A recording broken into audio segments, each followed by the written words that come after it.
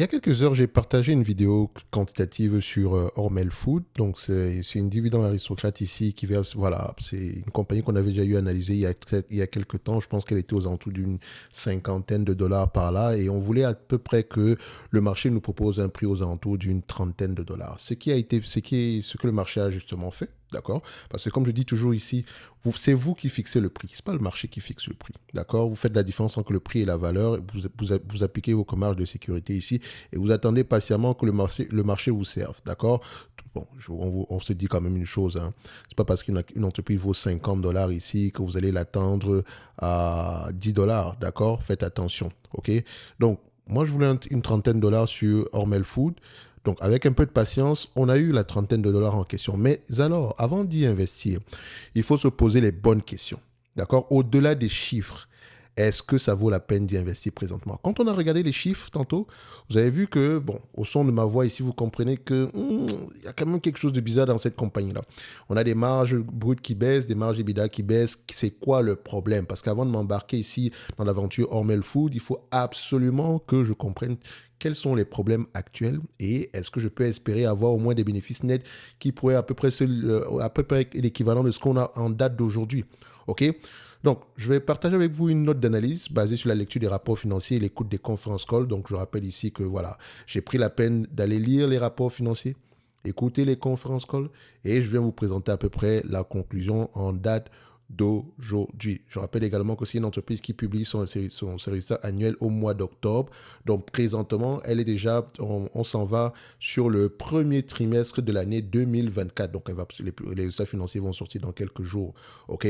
So, on y va rapidement. Donc, les résultats actuels prennent uniquement en considération le quatrième trimestre 2023. OK? Donc, qu'est-ce que ça donne? Alors, Hormel Food est confronté à un certain nombre de défis.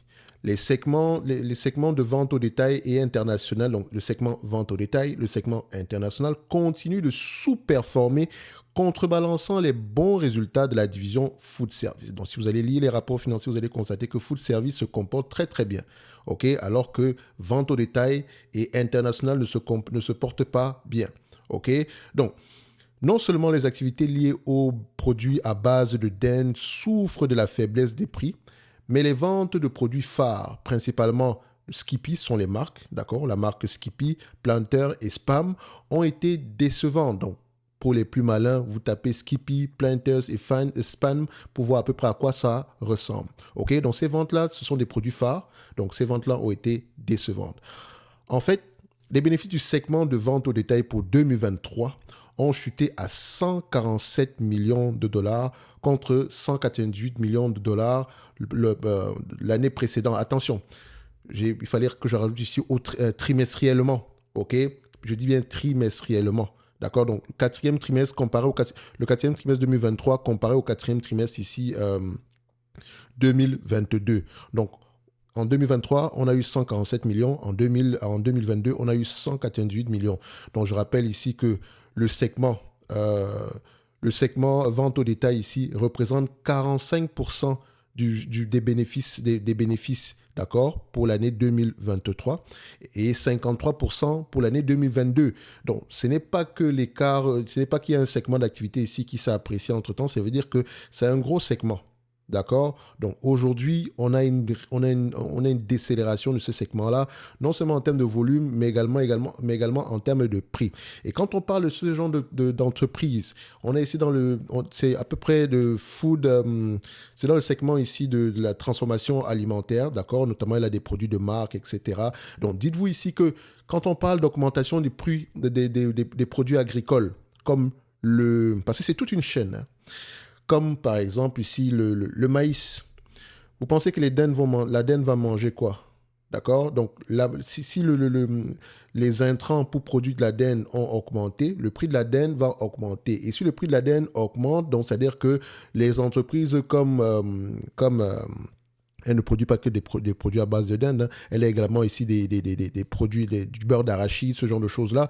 Donc, vous avez vu comment ADM s'est comporté sur les dernières années, jusqu'à récemment, tout simplement parce que ADM vend des produits à ces entreprises aussi.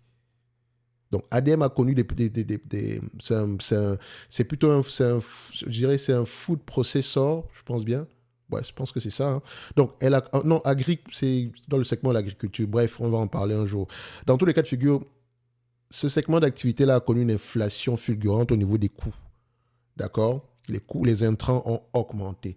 Or, pour une entreprise comme Hormel Food, elle est censée avoir un pricing power, n'est-ce pas? Donc, c'est-à-dire que quand les intrants augmentent un peu comme avec Hershey avec le prix du cacao, elle aura tendance également à augmenter les prix afin de pouvoir annuler cette hausse-là. Est-ce que c'est le cas? Non. Vous avez vu ici avec les marges brutes, les marges EBITDA sont à peu près en dépression, je pense, de 5 à 6% par là. Et ça veut dire que le pricing power n'a pas été utilisé à bon fin. Il n'a pas fonctionné. On va le dire comme ça. OK? Donc, la hausse des dépenses consacrées aux marques n'a pas non plus réussi à stimuler la demande. Donc, l'entreprise a investi également ici dans le marketing, etc., pour doper un tout petit peu les ventes, mais ça n'a pas trop marché. OK? Donc, dans le même temps, une évolution du mix masque une partie de la faiblesse des ventes à l'étranger. Quand on parle de mix ici, on va revenir en précision. Donc, les volumes ont augmenté de 5% par rapport à l'année précédente, au quatrième trimestre, mais les ventes ont chuté de 12%, entraînant une baisse des bénéfices de 67%. Donc ici, quand on parle ici du segment international, vous allez vous rendre compte que oui, les volumes augmentent, mais le prix baisse.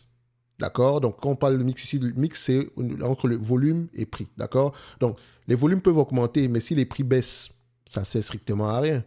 D'accord? Techniquement, si les volumes augmentent et que les prix restent à peu près les mêmes, on aura quelque chose d'assez intéressant. OK? Si les prix restent à peu près les mêmes et que les volumes diminuent, on aura quelque chose qui n'est pas très intéressant. Si les volumes diminuent et que le prix augmente, ça pourrait également être un tout petit peu intéressant. Donc, généralement, il faut suivre l'évolution des volumes et des prix. Si vous baissez les prix pour booster le volume, c'est pas si beau à voir. Parce que le prix a baissé de 12%. Les ventes ont chuté de 12%. Ça ne veut pas dire que les prix ont chuté de 12%, alors que les volumes ont augmenté uniquement de 5%. Donc, pour avoir une compensation par rapport au prix ici qui a chuté, on aurait dû avoir des volumes bien plus élevés que ça. Et vous voyez que malgré la publicité, les investissements ici en publicité, ce n'est pas trop ça sur le segment international. D'accord? Donc, entraînant une baisse des bénéfices de 67%. Mais dites-vous que ce segment-là est encore tout petit au niveau de Hormel Food. Mais quand on parle de segment international, c'est un segment qui est censé être en croissance.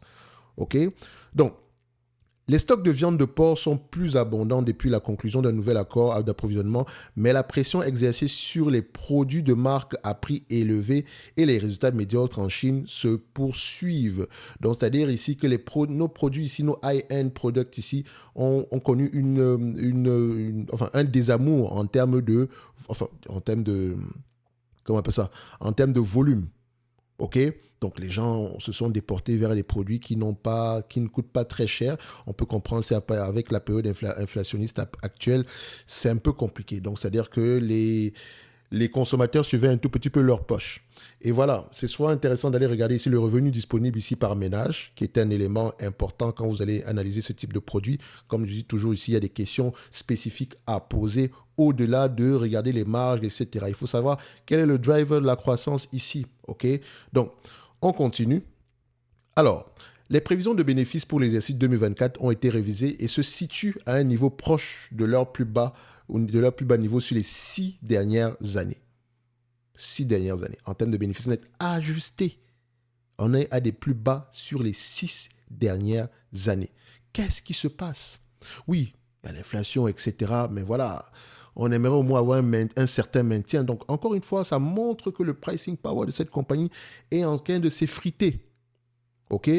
Donc, la réduction de 0,15 $ par action à 1,6 se situe dans la fourchette cible de 1,51 à 1,65 $ par action après ajustement fixé par le management. Donc, les analyses tablent à peu près sur le 1,60. Le management est entre 1,51 et 1,65. Donc, vous voyez ici que 1,51 par rapport à ce qu'on a connu précédemment et c'est déjà ajusté. D'accord? Donc, vous allez voir ici que si on atteint le 1,51, OK, on aura à peu près, la dernière fois qu'on a eu du 1,51 ici en termes de bénéfices nets, c'était à peu près, c'était avant 2016. OK? Enfin, on n'a même pas eu 1,50. C'était même quand même plus élevé que celui de 2016 ici, mais la dernière fois qu'on a eu des résultats un peu moins élevés, une année après l'autre, enfin, aux alentours de 1,50 ici, c'était aux alentours de avant 2016 par là. OK, donc ça fait très, très longtemps. Et entre-temps, ici, le prix de la commodité était plutôt stable, etc. Donc, il faut se poser les bonnes questions au niveau de l'exécution de ce business-ci. Pourtant, le dividende continue à augmenter année après année. Je vous laisse tirer les conclusions nécessaires. Donc, quand moi je vois déjà ça, je commence à peu près à me dire, est-ce que ça vaut vraiment la peine d'investir sur ce type d'entreprise en date d'aujourd'hui? Donc, vous comprenez que malgré le fait qu'on soit intéressé du point de vue dividende, je veux dire, ça semble être un tout petit peu complexe à ce niveau-là. Est-ce que c'est parce que l'entreprise a beaucoup de marques à gérer? Auquel cas, peut-être qu'il devrait se départir ici de certaines de ces marques-là, surtout celles qui sont en décroissance ici. J'en sais rien. Donc, je pose juste des questions comme ça, hein, d'accord? Donc, cet intervalle exclut. Donc, l'intervalle ici concernant ici la fourchette du management ici. Donc, cet intervalle exclut environ 0,08 $ par action en frais de restructuration. Exclut en frais de restructuration. Or, parfois, on peut restructurer chaque année, hein. Et dans la situation de Hormel, je ne serais pas étonné de voir la restructuration année après année. Et restructurer ici, ça veut dire virer un tout petit peu de monde. D'accord? En raison d'un programme de modernisation planifié et suppose une croissance du chiffre d'affaires de 1% à 3%.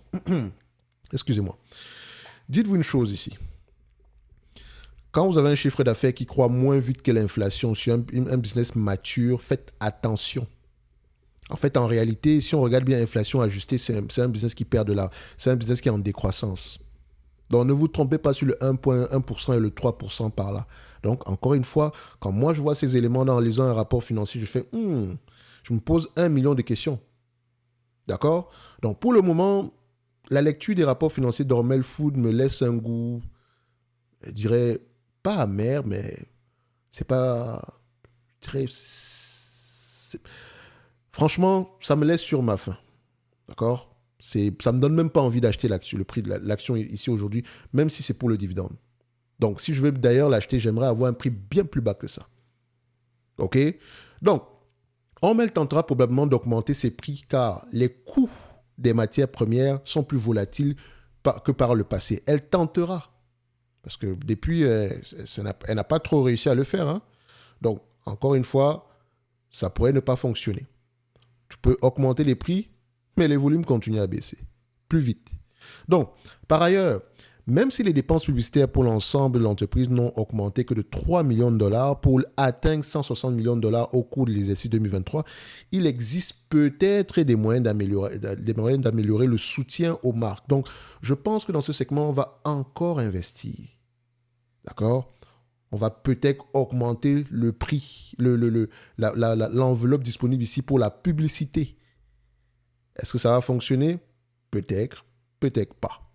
Donc, un programme de modernisation sur 3 ans a été récemment annoncé également. Donc, environ 250 millions de dollars seront investis dans de nouveaux projets sur le plan de la technologie et du personnel afin d'améliorer la chaîne d'approvisionnement et de mieux repartir les ressources. Donc, alors que la capacité, par exemple, ici de spam a déjà été augmentée, la direction prévoit une amélioration du bénéfice d'exploitation de 200 millions de dollars d'ici 2026 par rapport à ce segment-là. Donc, si ça fonctionne, tant mieux. Mais si ça ne fonctionne pas, voilà, au moins vous êtes au courant aujourd'hui qu'on a un processus, on a un programme ici de modernisation en cours. Et quand on parle de problème de modernisation, ça prend également ici l'amélioration ici améliorer ici, rendre le business plus efficient, ok, et réduire les coûts. Est-ce que ça va fonctionner? Encore une fois, je n'en sais rien du tout. En tout cas, quelle est donc ma conclusion quand je termine de lire ce rapport financier du Q4 c'était pas le Q4, c'était à peu près le rapport financier annuel de 2023. Franchement, je m'attendais à du 30 $ ici, un prix qui pourrait être correct pour moi. Mais vu les défis à relever ici, vu le manque de pricing power que je constate ici, ce que je vais faire, en fait, c'est simple. Je veux un prix 2 fois moins élevé que ça. Donc, moi, je vais en date d'aujourd'hui, et ce n'est que moi, hein, d'accord? J'aimerais que l'entreprise vienne me chercher aux alentours d'une vingtaine de dollars avant de commencer à réfléchir. D'accord? Pour le moment, Je trouve que oui, c'est intéressant du point de vue dividende, mais si le business, si les fondamentaux continuent à se détériorer, ce n'est peut-être pas ici une bonne idée d'investir à long terme sur cette compagnie. Et ça, c'est ma lecture des rapports financiers. Tu peux avoir un avis complètement différent après la lecture des rapports financiers. D'accord? Après ta lecture des rapports financiers. Comme encore une fois ici, je ne cherche pas ici à vous convaincre. D'accord? C'est uniquement pour susciter de l'intérêt et du questionnement. Tu n'es pas d'accord, tu as tes arguments. Moi, j'ai les miens. Et ma conclusion est simple. Je reste sur les lignes de côté et j'attends un prix bien plus bas que ça. Peut-être que le marché me servira un prix bien plus bas que ça, mais je veux un prix ici qui me permette de dormir sur mes deux oreilles. D'accord? Bref, ce n'est que mon point de vue. Et je rappelle ici que les notes d'analyse sont basées sur la lecture des rapports financiers et des coûts des conférences call. Ça semble être très facile, mais ça demande du temps. Donc, toujours un encouragement ici avec vos likes. Ça fait toujours plaisir. OK? Et n'oubliez pas, en lien dans la description de la vidéo, vous avez la top newsletter et les notes d'analyse qui sont basées sur moi, ma lecture des rapports financiers et les coûts des conférences call sur des entreprises qui, moi, m'intéressent. Donc, Hormel Food, même si je considère que quantitativement, ça peut être intéressant, je ne vais pas l'ajouter dans ces notes-là. D'accord? Parce qu'il me semble que voilà, le prix actuel n'est pas assez correct selon moi. OK? J'aimerais avoir un prix bien plus bas que ça après ma lecture des rapports financiers. Mais ça reste une entreprise qu'on va continuer à suivre. C'est dividende aristocrate ici, etc. Mais vous voyez ici qu'on n'a pas vraiment parlé du dividende. Parce qu'en réalité, on s'en fout. Je ne dis pas que le dividende n'est pas important, mais la question la plus importante, c'est de savoir si on peut maintenir à peu près le même niveau de bénéfice net pour les années à venir. Et parce que le dividende prendra soin de lui-même. Au prix actuel, elle peut continuer à payer ce dividende-là. En tout cas, vous avez la vidéo quantitative ici. Je vous laisse aller la voir. Alors, un like, un commentaire, un abonnement, ça fait toujours plaisir. Merci.